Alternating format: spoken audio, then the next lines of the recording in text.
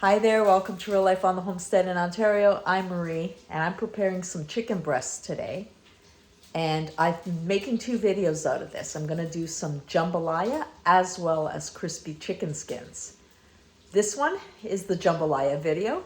The crispy skins video I'm going to link below so you can refer to that. But what I'm gonna do is I'm just going to chop up this chicken and show you how everything comes together. Here I packaged these in 2 breasts per package because I know that we need to feed the family. And here are my 2 breasts, and I've peeled off the skins. These are going to be for crispy skin treats, and I'll link that video below. I'm going to cube these up, take them off the bone, and yes, I've started to do this one here, and that bone is going to go into my stock bag in the freezer for the next time I make chicken stock. Nothing goes to waste here. This is what 2 full chicken breasts look like. I will weigh these out just to give you an idea of the quantities in case you're buying these from the store and you want to buy by weight. There's my carcasses going into my stock bag. And now to chop up the shorties. This is my shorties that I make myself. It's still frozen, so I'm gonna have to give it a couple of minutes so I could get into it. I have promised that I will show you how to make these next time I'm doing them. However, you can buy these in the store, Portuguese hot shorties, or you can buy andouille sausage, Spanish shorties. I like mine the best, but you know, it's because I'm used to that. And I'm gonna add rice to the jambalaya for the family. I'm gonna take out the meat before I add the rice for myself. And I'm gonna add in some shrimp as my extra. Not everybody likes that, but I do. So that will be my version. And this will be more of a keto type of recipe because I will saute some onions and peppers. So that takes the carnivore away. If you wanted to stick to straight carnivore, just saute the meat and add the shrimp at the end. You do need the spices. That's what makes it jambalaya. But it will be more of a carnivore with spices. So let's call it carnivore-ish. And all those carnivore Karens, go away. I don't need to hear it. Everybody's on their own journey. Clean the cutting board. I use peroxide, not bleach, and I'll do a little summary of my cleaning products on future videos. I have weighed out the chicken just for your reference. So I have 2 pounds of chicken. I have chopped up my shorties and I have 1 pound. And as you can see, there's some pretty good pieces of fat, and that's why I like to mix the shorties with the chicken, is because the chicken's so lean and we need those fats. And as soon as my shrimp is defrosted, I will peel and devein those.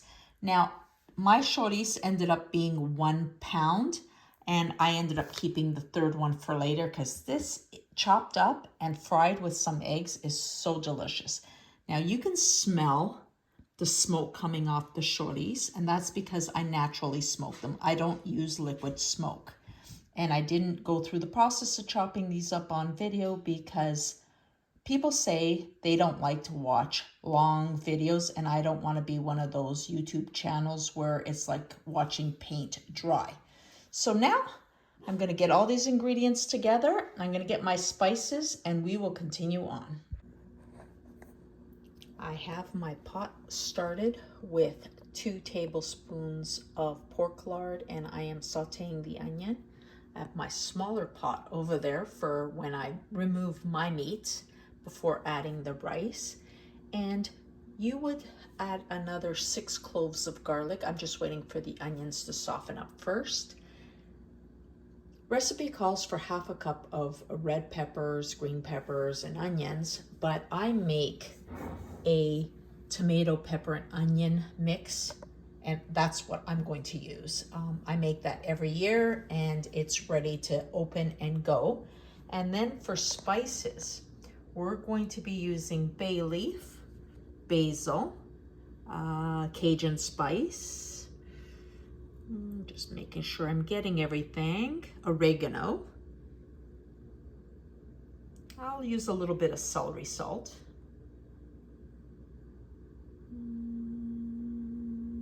I don't need garlic powder because I'm going to use fresh garlic. I will use some chili seeds.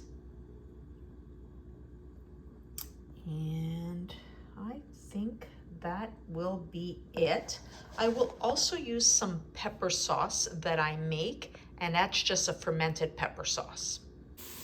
Once my onions are turning a beautiful brown, I'm going in with my garlic.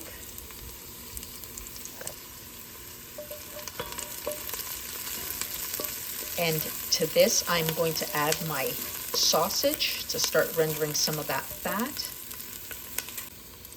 Remember, my sausage has lots of natural fats in there, and we're going to render those down before adding the chicken.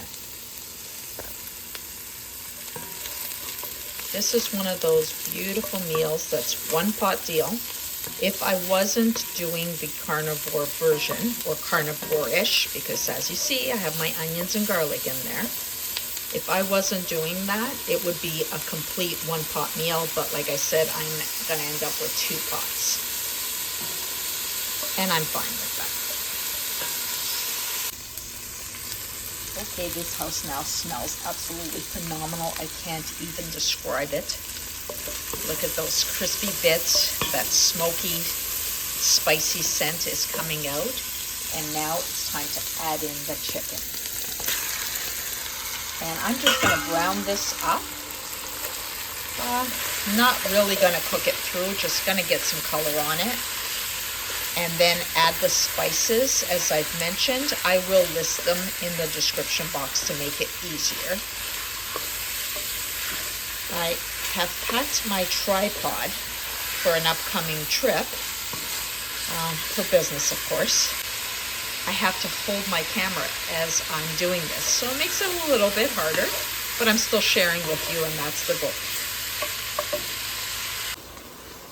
All the spices are in here, and as I mentioned, I make a fermented pepper sauce. I do this every year, or every second year. I do some really hot stuff and some medium stuff.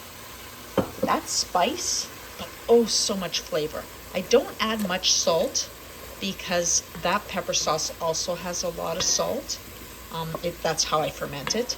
I did add a bit of pepper, which I hadn't mentioned earlier. And now that everything seems to be combined nicely, I am going to go in with my peppers and onion mix. Like I said, I do this for myself because it makes it so much easier to do these recipes. Like this, some chicken, and you got instant chicken cacciatore. I like making my life easier that way. So as soon as this is all blended nicely, I'm going to add 4 cups of chicken stock. My portion is coming out before I add the stock. I'm gonna take a couple of ladles of chicken and chorizo, and I will simmer that down and add the shrimp to it. And I have the rinsed rice that I will be adding to the pot for the family. I've just added the broth and the rice to the family mixture, and I am going to prepare my shrimp to add to my mixture. Lid is going on here, and 25 minutes on low, and the family meal is done. Mine will take less than 5 minutes just to cook that shrimp.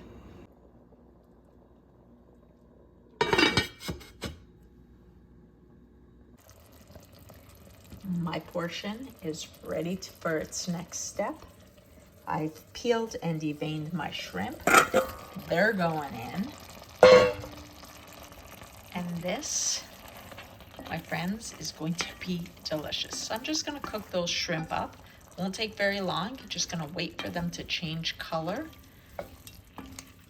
And that will be my serving. No complaints here. Okay, friends, this is absolutely beautiful. The shrimp is cooked perfectly. I do recommend you make sure you don't overcook your shrimp. The minute you do, it becomes mealy and it takes away all that pleasure that you feel on the tongue. So let's try this. Again, it's very sunny outside, so the lighting in here is just not nice. But I'm gonna take this right out of the pot. Look at how beautiful that shrimp is, cooked to perfection.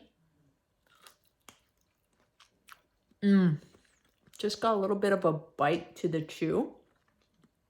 Perfect. The flavor of the sausage is amazing. The spices, you really need the spices. So I hope you can tolerate them because I want you to try this recipe. Going in for another bite. So good. Now I have to tell you, when I went moving over to a proper human diet, I was thinking, I love jambalaya. How am I not going to enjoy jambalaya anymore? Well, you need the sausage, you need the spices, the chicken. But I've moved in to a huge amount of shrimp rather than rice. And it's so satisfying for me. So what I suggest you do, if there's a recipe that you really love and you want to alter it to fit into your proper human diet, just think of where you can substitute those starches and veggies that are not the best for you. Because I still use some vegetables, but I do not use high oxalate vegetables anymore. But I've done it. I've made my jambalaya a perfect meal for me, and I continue to make it for my family the way they want it. It's their choice, and we're all happy. Let me just show you their finished product. So friends, here's the family portion. I know they'll be pleased. It's a winner at our house. And there's my portion. I don't know, I think I'm biased. But now that I've been living this lifestyle, this looks much, much better. Go out, live your best life, one meal for the entire family. Just divide it up accordingly. And have a great day, folks. Make sure that you're liked, subscribe to our channel.